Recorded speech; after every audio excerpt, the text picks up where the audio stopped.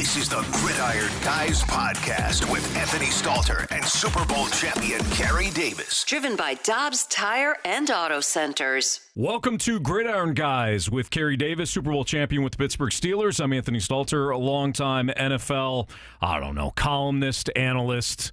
Everything. Loves the all-around great guy.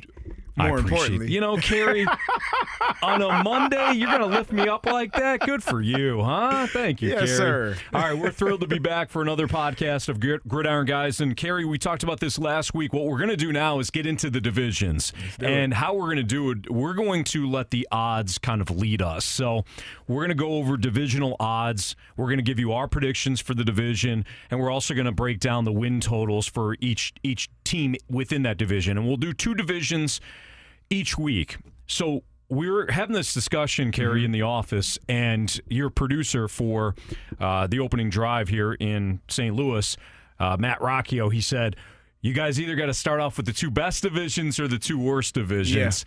Yeah. And I thought to myself, and I know, Carey, you were with me on this one, yeah, that sounds good. Why don't we start off with the two worst divisions in each conference? At least that's the perceived two worst divisions in each conference. Let's start off with the AFC. AFC North, the division breaks down like this. According to the odds makers, the Jaguars right now are South. Excuse me. What did I say? AFC North. I said, sorry. The AFC North is definitely not the worst. AFC South. That's why I was looking at you kind of like you had four heads. My bad. Carey, of course. That might be the toughest made division. His bones in the AFC North. We're going to talk about the AFC South.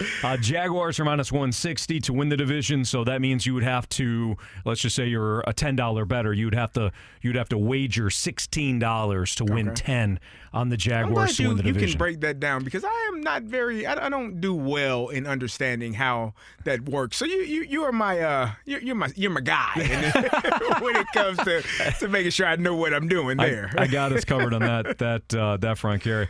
So the Titans are plus 360. That would mean that you would wager $10, but if the Titans won the division, you win 36. Okay.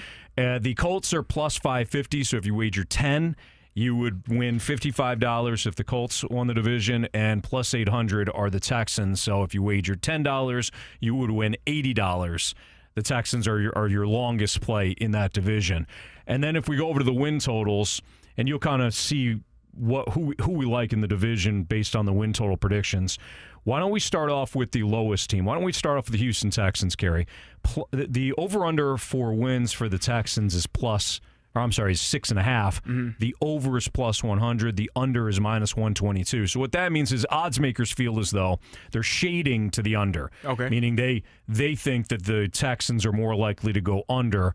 Doesn't matter. That doesn't mean that they will. Right. But 6.5 wins for our purposes. Do you like the Texans to go over or under with their win total at 6.5? You know, when you're looking at this Texan team and what they did in the drafting C.J. Stroud, going back and drafting Will Anderson, I loved that decision. I love those picks. You got two guys that are known winners. You got a new staff in.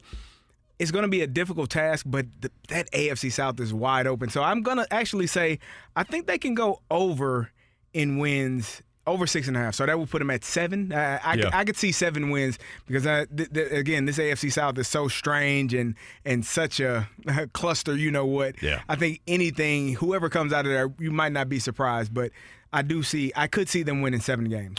There's a couple of things in the Texans' favor. One, they've got a brand new head coach now in DeMeco Ryans. He comes over from the 49ers. He was the defensive coordinator for the 49ers. Did a remarkable job with a very talented 49ers defense, but he earned his opportunity to be a head coach in this league. So he becomes a head coach, and I feel like, Carey, there's a lot of times where you get that first coach bump or that first year bump from a new head coach. So that's working in their favor. The fact that they did draft a promising young quarterback in C.J. Stroud, we have no idea if he's going to start right away. We have no idea if he's going to be good, how well he's going to play when he does get his opportunities, but at least they do have a young, promising quarterback now to build around. I would raise the question, if he's not starting, I'm good if he is. Yeah. Because the other option is Davis Mills or Case Keenum. Right. As I scratch my forehead when I say those names. Nothing against those guys. NFL I can read players. your mind. You're saying, not great. But I think you draft him in that position, second overall. to start him with the idea that maybe you take some lumps, maybe you figure some things out on the way, but you're in a division where you can afford to have some of those lumps because there's not really a tough division to worry about. The other thing, Carey, besides the fact that you mentioned this, the division isn't very good. You're going to play a last place schedule, so you're going to get an easy schedule because you finished last place last year. You're going to play all the fourth place teams, and you're also going to get, as you mentioned, Carey, the AFC South. Having said that, I'm still going to play the odds here. I'm going to take the under 6.5. I don't know what CJ Stroud is. I think he's got a longer leap or a larger learning curve to overcome than maybe even a Bryce Young, who played at Alabama. They both played against top competition, different conferences, SEC and at Ohio State, CJ Stroud in the Big Ten. But, Carey, I think that when you watch C.J. Stroud, and he's somebody that was looking over to the sidelines at Ohio State, he's looking over at Ryan Day and that coaching staff to get to play. Carey, making that jump from college to pros when you know what you're doing is still astronomical. Right. When you are trying to command a huddle and you're trying to understand as the quarterback, you have to know what everybody's doing on every play. Yeah. Every single person, you have to know what the assignment is on that play, and the playbook can be vast. I think they'll probably pare it down for C.J. Stroud early on. But, again, given the learning curve, I like what the Texans did in the draft, but still they got a long way to go to build up that roster. I'm going to take under 6.5. Yeah, when you're looking at what you're doing as a quarterback, again, as you said, the transformation from college to pro, and depending on the style of offense you're in, that's why you see some of the offensive linemen struggle because there's not really that NFL philosophy in colleges, and that's why you see some of the quarterbacks struggle because sometimes it's just reading one side. Sometimes it's just reading one man. The thing that's going to, I guess, differentiate quarterbacks from their success from college to the pros is how well can they read a defense? How well can they process what's happening, when the pre-snap and the post-snap are two totally different things and you're trying to figure out what the hell is going on. And it feels like it's 22 people out there, but they're all on the other team. These guys allowed to play with 22. What is going on here? Hey, coach, I got 15 guys on defense. No, that's only 11. It's just moving really fast. So that's how Sam Darnold says he's seeing ghosts on national television. You're seeing things that aren't there. And so it's really a process for them. But as you said, this schedule that they have, they play the NFC South, which I don't think that's going to be AFC South, yeah. No, they're going to play in the NFC. They play the NFC South. I'm 0 for 2. One more strike. You're doing this podcast on your own, Carey. My bad. They're going to play against the NFC South this year, so I don't see that as a struggle. The Panthers got a first-year quarterback as well. The Buccaneers, we don't know what's going. Baker Mayfield is their quarterback. So those are 2 wins that you can get, and you're in the AFC South. You probably split with the Colts and split with the Titans, and so now you're looking at a team right there. That's 4 wins. You got to win 3 more. So I do believe that they could get over 6.5, and that would be the reason why. Carey's doing a little foreshadowing because we are going to do the 2 worst divisions today, AFC South, and then we'll flip over to the NFC South, which has got major quarterback issues. Carey, before we move on to the Indianapolis Colts, I wanted to ask you, because you mentioned pre-snap, post-snap. Yes. For those that might not know what that is, and we're building this podcast, so we might be talking to people that are diehard football. Either you learn the game, you played it at a high level, or you're just starting off. We want to appeal to everybody. So when Carey says pre and post snap, what he means is the quarterback comes to the line of scrimmage, he looks, he sees where the Mike linebacker is, he's going to set his protection. That's all pre. Everything done pre-motion. So you're going to look at where the safeties are first and see where they are. If it's 2 high safeties, meaning free safety, strong safety, generally, let's say they're both on the hash, ball is in the middle. If we're going to paint a perfect picture for you if you're a quarterback or if you're a novice and learning this offensive side of things. Ball in the middle of the field, 2 safeties, say they're both on the hashes. That's too high. That's middle of the field open is what we call that. That could be the post snap. That's before you say set hut, ball is snapped.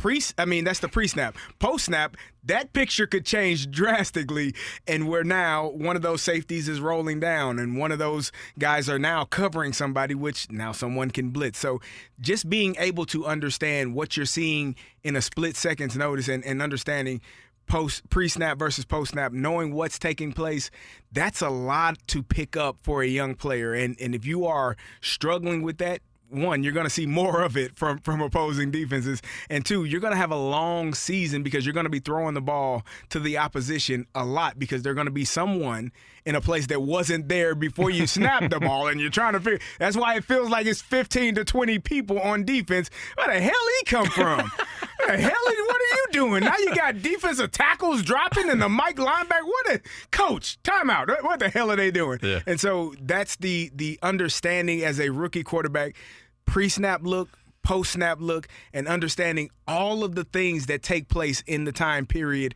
during those two things happening. If you're able to pick that up quickly, you're able to have success. This is why Carey and I spent a lot of time over the previous podcast talking about processing. Yes. Can you Yes. process quickly? And Carey, while we're in the AFC South and we're about to transition to the Colts, for those that don't know, before Carey found his home in Pittsburgh with the Steelers and won a Super Bowl with the Steelers as the starting fullback, Carey, you spent some time in not only in Atlanta but also Indianapolis, Yes. where they had a pretty decent quarterback there named Peyton Manning. He was okay. Yeah. He did well for himself.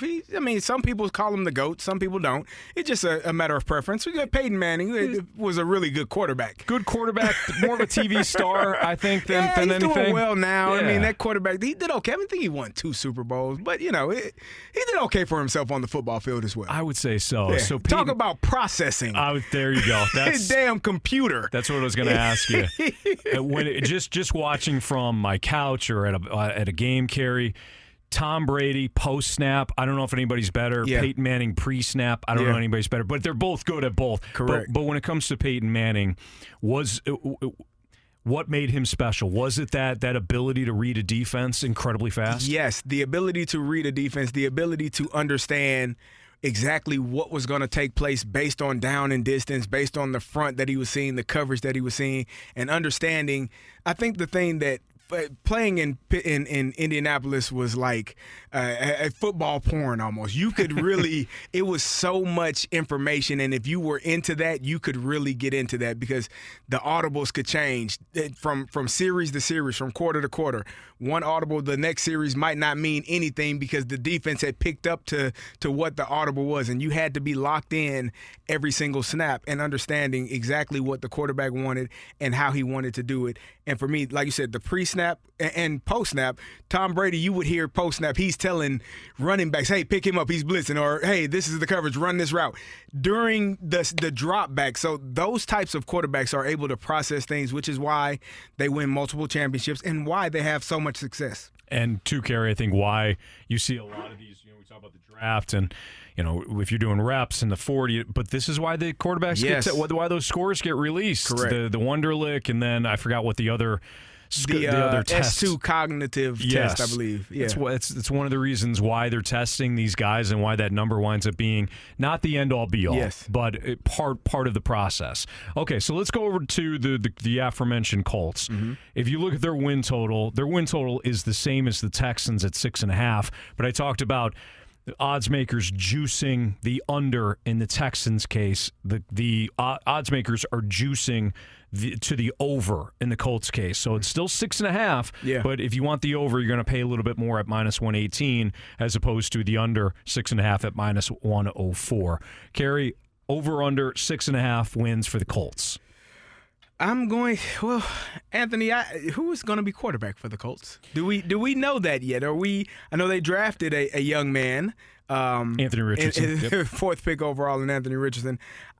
I'm looking at this roster. I'm looking at this schedule. I think I would go over here as well. And Gardner Minshew is probably going to be slated to be the starting quarterback to start the season off, and you'll probably have some packages, some things to help Anthony Richardson get familiar with the game, with the NFL game, and understanding, taking it slowly. I tend to like the over in most bets because if you bet the under, you bet the under. They're right there now, huh? 5, and they got 10 games left. Okay, who can get hurt? So I think I like the over here as well. The important aspect for the Colts is how well does Jonathan Taylor come back? He struggled last year, often injured, didn't have a great season. And also, who are they going to throw the ball to? Michael Pittman Jr., I really like him as a football player, but is he going to take that next step to be the elite type of receiver that you need to have. A number one receiver, if you got a young quarterback or if you got a veteran in Gardner Minshew throwing the ball to, you got to be able to run the football, and that will open up some things in the passing game. And if they're able to do that, I think they can have some success. You know, Carey, I happen to do certain Twitter Spaces shows with guys that are legit handicappers, guys that actually do this for a living, actual pros. You and I talking about the odds, we're just using this as a guideline. There's actual people that do this for a living, but they often say bet the number, not the team. Right. If the number is good, then you play it. Correct. As opposed to just looking at the team. And I want to take the over because the number is good at 6.5, as you mentioned. I mean, we're only talking about if you split your games in the division, yep, can you find another 4 outside of the division? But I'm looking at this roster. This is a similar roster that beat the Chiefs a year ago at home. Yeah. But I think that one of the major issues for Jonathan Taylor, as you mentioned, besides the injuries, and one of the biggest reasons why Matt Ryan is now going to do TV as opposed to going back to Indy after a disastrous year, that offensive line was terrible last year. It got worse. The defense, I'm looking at this defense, there's sporadic talent on the defensive side of the ball. You got like DeForest Buckner, and you've got, Shaq Leonard, and you've got some guys in the secondary. Like, okay, but I don't think the roster's that good. And while Shane Steichen's going to take over, I'm interested in the development of Anthony Richardson. He's not ready to play. So you're going to look at Gardner Minshew. I think Gardner Minshew is going to win a couple of games, but there's a reason why he's a journeyman quarterback. I don't love the roster for the Colts. I'm going to take the under 6.5, despite it being a low number, and despite the fact that, as we keep bringing up, they're going to play in a pretty soft schedule. The key for that defense is Shaquille Leonard. Is he going to be healthy? He had some back issues. He only played in 3 games last year. And so when you're looking at a guy like that has been an all-pro type of player, you need him to be that foundation in the middle of your defense if you want to have success. Yeah. How healthy is he going to be? Is he going to be able to play a full 16, 17 games? If not, they probably will struggle because you can't play complementary football. If you are a defense that is allowing 28, 35 points a game, well, guess what? Jonathan Taylor now becomes ineffective because you cannot run the ball when you're down 3-4 touchdowns. You got to put the ball in the air, and you can't control the game. So it's really going to be about them being able to play that complementary football, run the football, stop people defensively. And if they can do that, then the 6.5, it can be over. If you don't have that sound defense, and as you talked about, that offensive line, they struggled, and we put a lot of the onus, a lot of the blame on Matt Ryan and what he was unable to do last year. But some of that is not having a running game and not being protected, and then not having that number one elite type of receiver on the outside. All of those things combined lead you to be a terrible team, and that's really what the Colts were last year. Yeah. All right, so the Tennessee Titans, this is interesting. I think you're going to lean under, but I don't want to put words in your mouth. Over-under total for Tennessee is 7.5. So if you take the over, they got to get to at least 8 wins. The under, the juice is shaded to the under at -115. But again, the number is 7.5. So if you like the Titans to go over, they got to win at least 8 games. If not, you're going to take the under and look to see if they win only 7 or fewer games. So when I look at this roster, and full disclosure, first of all, they had the best schedule release of all teams. That take your hat off to them for that. My boy Rand Carthon is the GM, his first year as a general manager in the NFL. So I'm excited about that. That 7.5 number seems a little bit high, and the reason being, They also play the NFC South, so maybe you get a win or two there. The division, they probably split between, as I said, the Colts and the Texans. and the Texans. But they have to play the Bengals. They have to play a Browns team that is going to be much better to start off the year. They got to play the Chargers. They have a tougher schedule. They got to go to Miami and play Tua and the Dolphins. They play Seattle. They play them at home. But this schedule is a little bit different and a little bit harder for a team that also in the same division as the 2 teams that drafted a quarterback. They drafted one as well. So 3 of those teams have quarterback question marks next to them. And so you're trying to figure out whether or not they're going to be able to be better in that department, which will allow them to have more success. But even still, I think it's going to be tough for them to have the success that they need to have to get over that 7.5. You're going to go under? I'm going under for them. I'm going under, too. Yeah. I can't find 8 wins on this schedule, Carey. Yeah, no. And I know it's difficult to play the schedule game. It's stupid to go line by line. It really is. You don't know who's going to get hurt. Yes. What sort of mental? Well, let's do it. Let's do it. Let's go. You're going to do the whole. We're going to go just for them. Okay. All right. Against the Saints. Loss. At home versus the Chargers. Loss. At Cleveland. I'll give them a loss. I don't think Cleveland is a juggernaut by any means, but I'll say loss. Okay, versus the Bengals. Loss. At Indianapolis. I'll give them a win. Okay, so that's one. That's one. Versus at home versus the Ravens. Loss. So now they're 1-6. Is that right? Yeah. At home versus the Falcons. Your Falcons. Give me a real answer here. This is a coin. This is a coin flip, but give them a win. It's a home game. I'll give them a win. So at Pittsburgh. 2. Loss. At Tampa Bay. I'll give them a win because I think Tampa's terrible. We're at 3 wins. Yep. At Jacksonville. Loss. Versus the Panthers. I'll give them a win. So that's 4. Versus the Colts at home. I'll give them a win on that. I think they're going to sweep one of these teams. So I'll say 6? the Colts. That's 5, I believe. 5? Yeah. Indy, Panthers, Colts, Indy, Falcons, Atlanta, Tampa. I think you got 6 wins. Carolina, Indy. That's 5. Okay, so where are we at? At Miami. Loss. Versus the Texans. Win. Versus the Seahawks. Loss. At Houston. I'll say a loss because they're gonna either split with the Texans or split with the Colts and sweep the other one. I already have them sweeping the Colts. And then versus Jacksonville. That's a loss. Okay, so you got them right at about 6 or 7 wins. Yeah, I think under the 7.5 though. Yeah, and I could see and the Atlanta game being a coin flip. You might have given them more wins than I would have. I think they top out, no matter what, Carey. I think they top out at about 7 wins. Yeah, I agree. That is going to be a tough schedule for them.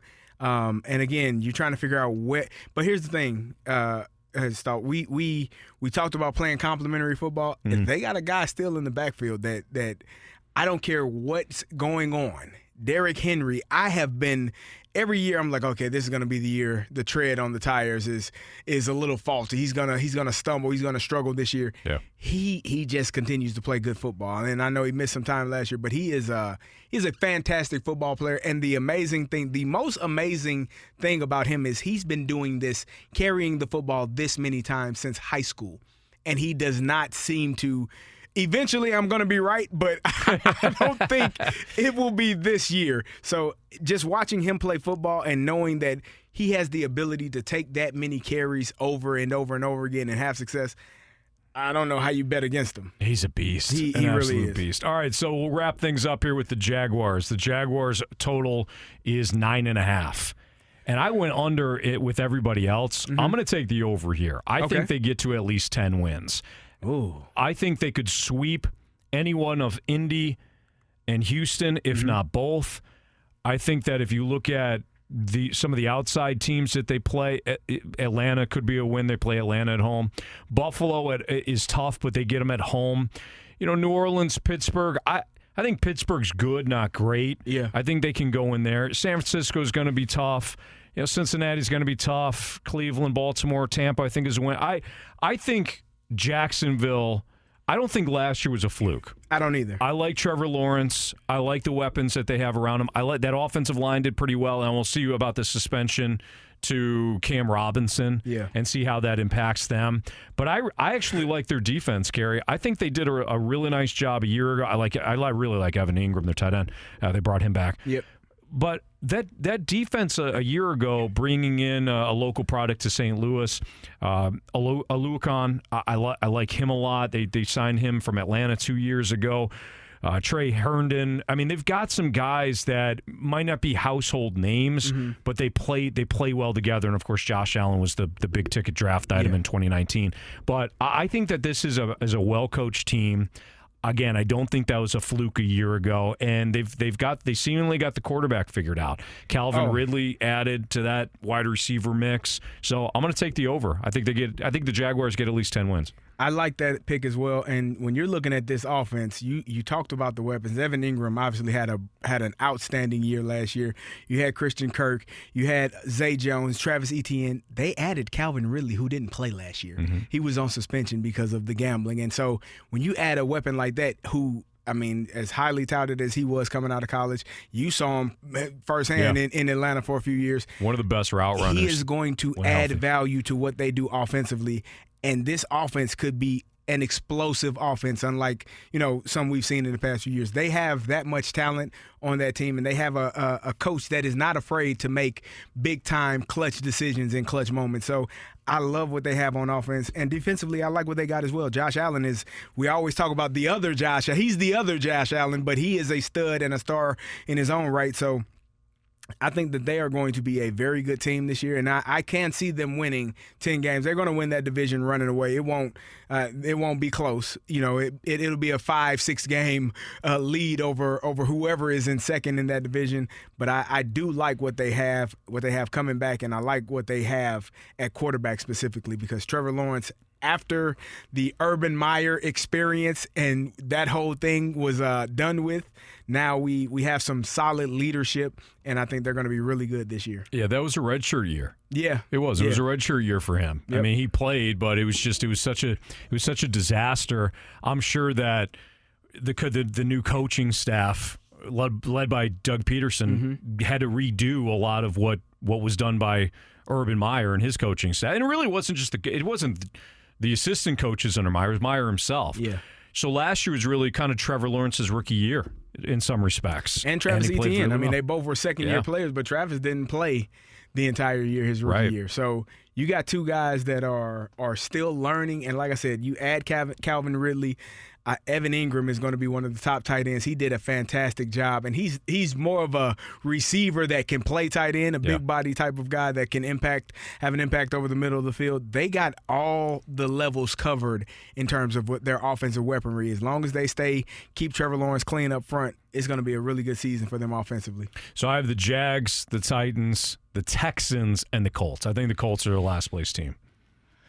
I probably would switch the last two. Even though I like what Houston did in the draft, they're still going to be young, new head coach. It's going to take some, and the Colts have a new head coach as well, but it's going to take some figuring out for them. The Titans definitely, Vrabel finds a way out of no way.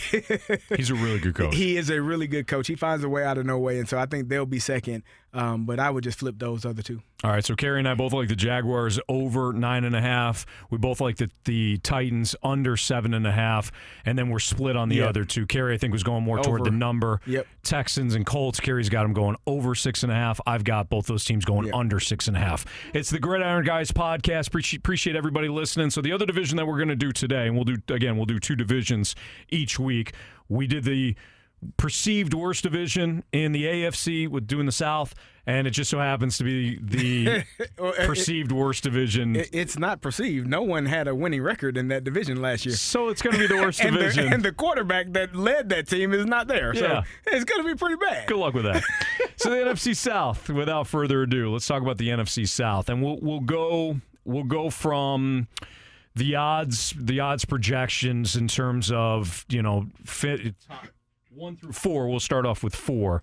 The Tampa Bay Buccaneers, Carey. A week ago, you and I were talking about them, and I thought that they could have a top 5 pick next year. Yeah. I think Tampa is in for not a rude awakening. They knew this was coming. They knew as soon as Tom Brady stepped away that they were going to have a lot of cap issues because they went all in. Good for them. They should have. They should have went all in when Tom Brady agreed to go to Tampa. They did. They won 1 Super Bowl, went to a couple playoffs, won the NFC South each year, I believe, unless the Saints won the first division. So they won. First year. I think they won the South the last 2 years. The total is 6.5 for the Bucs. I am all over the under 6.5 when it comes to the Bucs win total. I think that this is a situation where the number's right, the team is right.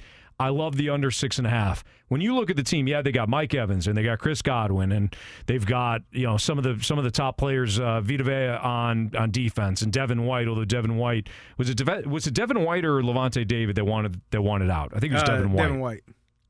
They've got a lot of the same pieces that helped them go to a Super Bowl a couple of years ago. But the defense played poorly last year. The offensive line nearly got Tom Brady killed. Baker Mayfield is likely to hold on to the ball a lot longer than Tom Brady did. I wouldn't be shocked if Baker was benched early in the season for Kyle Trask, and they say, hey, let's see what we have in this former second rounder.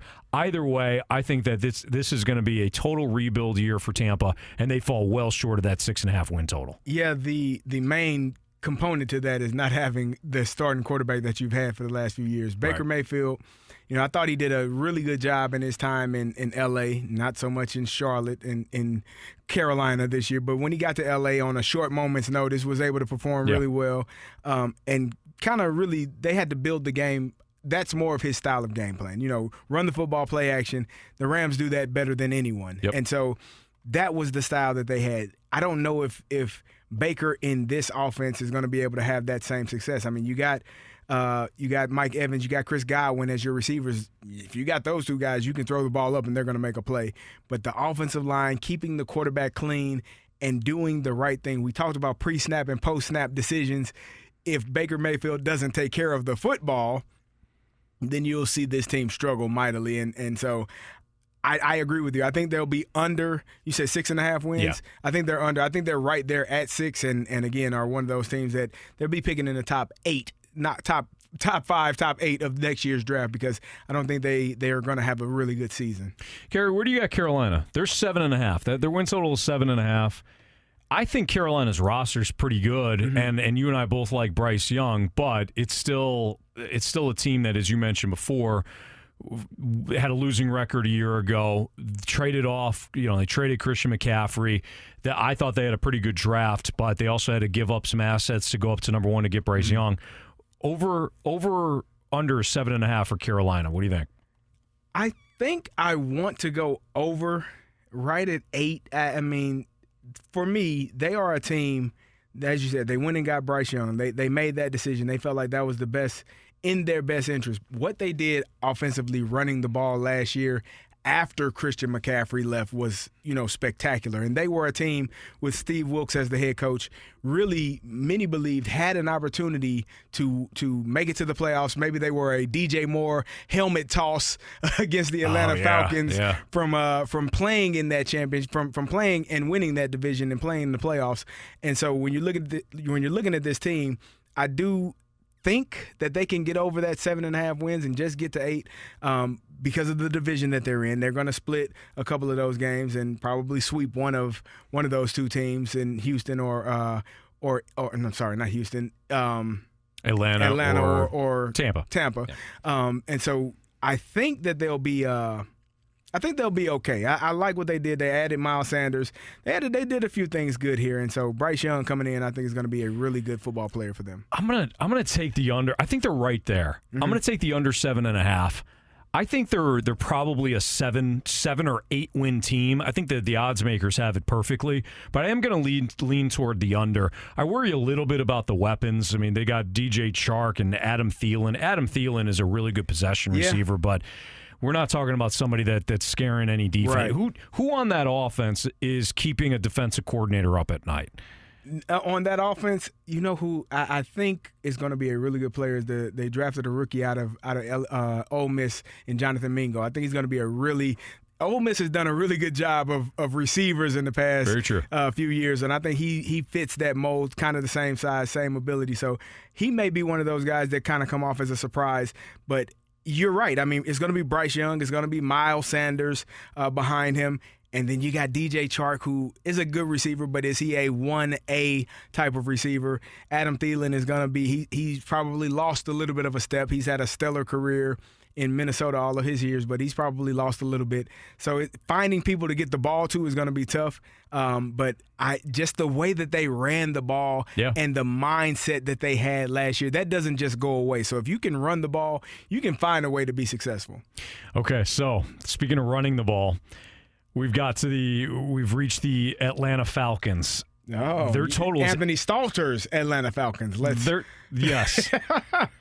Carey also played for him. He doesn't like to admit it. Oh no, I had a great time in Atlanta. You guys had a really good team. NFC Championship game. Yeah, 2004. Yeah, we had a good team. And if you guys hosted that year, I think you guys probably win it. We had to play in Philadelphia. It was freezing there. For those that don't know, Michael Vick did not love playing in cold weather. It was one of my top 3 coldest games I've ever played. Really? Oh, yeah. Yeah, it was cold. Yeah, it was really cold. So and that was quick too, right? I mean, it was they kind of grabbed it the over lead. quick? Yeah, it wasn't a blowout, but it's not over quick when you're losing. When Yeah, you're that's losing, true. it feels like it's taking forever. How much more time we got? What are we playing today? This Are we is doubling this time? 20-minute quarters? What's going on here? Not great. So Atlanta's win total is 8.5, and I think a lot of people are going to say that's a little high. Now, Look, I'm biased. Okay, so take it for what it is. I can appreciate I'm your honesty. biased. I think they go over this win total, Carey. I do, and I mean it. I mean I will also be I can be a homer, but I can also be very cruel because Atlanta's ripped out, the Falcons have ripped out my heart a time or two. But, Carey, I'm looking at this schedule, and, again, it's dangerous to kind of play the, go line by line, all right? But can I do the line-by-line thing with you? Let's do it. So are you leaning under? Let's just kind of make 8.5? Yeah. Oh, hell yeah. Okay, so you're leaning. I don't know if you had to be that cruel, but that's fine. A simple yes would have done. My apologies. But all right. Yes, sir. All right, Carey. So, at home against Carolina. I will give them a win. All right, so I'll count these. At home against Green Bay. I'm going to say win, but it might be close. Here's the thing. If they lose that game, it's a wrap. But we'll say a win here. Okay. That's 2. At Detroit. Loss. Versus Jacksonville. I think this is one of the London games. Loss. Versus Houston. Well, if it's in London, then it's at 8:30 a.m., so it's probably in London. Yeah, that's in London. They are the London Jaguars, essentially, but I'll still say that's a loss. Okay, versus Houston? Houston. At home against Houston. Win. At home against Washington. I'm going to say that's a loss. At Tampa. They'll split one of those, so loss. At Tennessee. Loss. Home against Minnesota. Loss. Home against Arizona. Or, I'm sorry, at Arizona. Is Kyler Murray back from his injury yet? I think that will be a telltale sign. Maybe, maybe not. Yeah, I doubt it. If not, I will say that's a win. All right, then they got the bye. They're at home against New Orleans. Loss. At New York, Jets. Loss. Home against Tampa.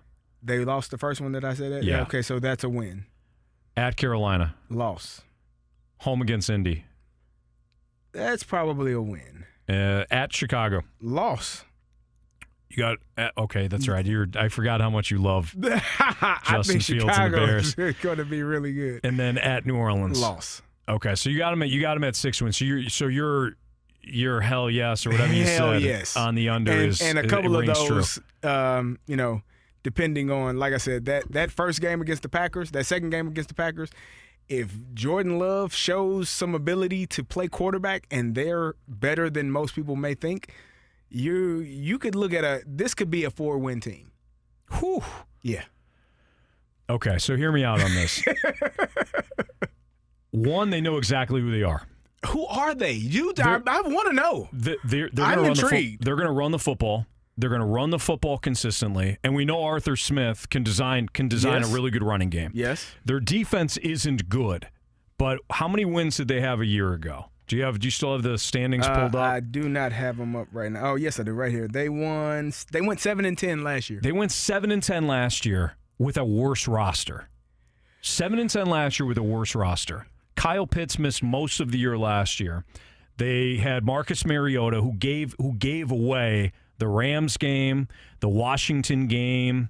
There was another game in there where he had him on the goal line and threw a pick or something. That was the Rams game. That was Rams, wasn't it? So the Rams, he lost. New Orleans as well. Mm-hmm. The very first week, he fumbled going into the end zone. Mm-hmm. He fumbled. New Orleans took over and went down the field and scored. The defense has issues, but again, Marcus Mariota lost games a year ago. Now, is Desmond Ridder going to lose? He's going to win you games? Probably not. Is he going to lose? That's the question.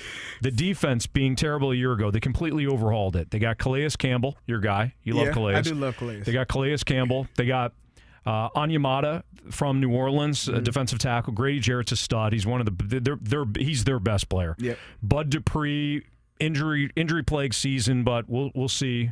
Caden Ellis, pretty underrated guy. Not a difference maker, but an underrated guy. Troy Anderson was rookie year ago, played well. Lorenzo Carter was one of their better free agent pickups. A.J. Terrell is really good, first rounder from a couple years ago. Richie Grant kind of came into his own last year. They signed Jesse Bates. They gave him that huge money. They traded for Jeff Okudah. I like that as well. And their nickelback is going to be Mike Hughes, former Lion. He's okay, but they got some depth in the secondary. I don't think that defense is going to be as bad as it was a year ago. If Bijan Robinson is a stud, they're going to run the ball. Everything's going to be close, and it's going to come down to turnovers. I think they can get to 9 wins. Is this your heart speaking, or is this your brain speaking? Yes. Because I think the pass defense looks really good. Yeah. I think they'll be okay in the pass game. They don't have a pass rush. If you don't have – well, the secondary is really good. I think, as long as they don't have forever to throw the football and they can get to the quarterback, Grady Jarrett can get to the quarterback. So I do like that. Offensively, you want me and the people to believe that Desmond Ridder is the answer? Because no. I think no. He can't lose games. They will be looking for a quarterback next year. And which is why they drafted the running back this year. They're going to hand the football off to him. They're going to get him involved in the passing game. The 2 draft picks of Kyle Pitts and Drake London are still a little bit peculiar to me because they haven't – I think Drake London is a fine receiver, but Calvin Pitts is a receiver. He's not a tight end. He hasn't proven an ability to be an inline tight end and do the things that are required in the blocking game. So are you going to split him out? And now what is the philosophy or what is the mindset in how you plan on using him? Yeah. Because – when he's getting the ball in his hand, trust me, he did not play well last year. He was on my fantasy football team. And I know NFL players, I'm a former player. I know they don't care about your fantasy football team, but damn it, Kyle, I care. And it wasn't good, okay? No. So you got to figure out how you're going to utilize him and how you're going to get the ball to him. And I don't know that Desmond Ridder is the guy. They signed Taylor Heineke in the offseason. That may be a guy, before you know it, is taking snaps under center. So it's going to be interesting to see how they play. Can they play the complementary football that we talk about? Because if you're just running the ball and three and out, that defense is going to be tired. Exposed. And now you got to be able to pass the ball and who you're going to throw it to. Right. I think that I do not think that Desmond Ridder is the answer. If he cannot give away games like they had a year ago with Marcus Mariota, two of those games turn into wins, and they get to that 9. I know. My heart's talking. Again, full disclosure, I'm a little more excited on the team than most people are. Then you but should I get it. be. Then I should be. All right, the Saints, they're 9.5. I got them going over. Yeah. I don't think. One, and I've said this before, Carey, they're a really smart organization. They draft well. They get it. I hated Atlanta's draft approach the last 2 years, or the last 3 years. When you don't have a defense and you're taking skill position players, I think that's a mistake. Yeah. The Saints go the opposite route. They're like, we're just going to continue to draft through the trenches. And they've got a quarterback in Derek Carr who I think is good, not great. I think Derek Carr is overhyped sometimes.